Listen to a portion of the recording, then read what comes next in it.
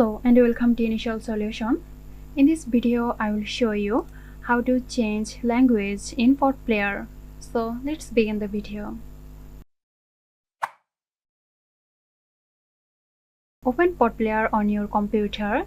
Now click on this little arrow to open the context menu. Now from here, click on Preference. Under General Settings, you will find Interface Language.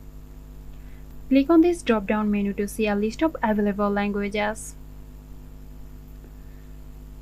Scroll through the list and select your preferred language from the options provided. Now click on OK to apply it. Now you have to close PotPlayer completely and then reopen it for the language change to take effect. So that's it. I hope this video helped you out. If you found this tutorial helpful, give us a like and subscribe to Initial Solution for more helpful tutorials. This video is sponsored by Zerosoft. Zerosoft offers graphic design, UI UX design, digital marketing and web development. Elevate your brand with Zerosoft today. For more details, check the description box.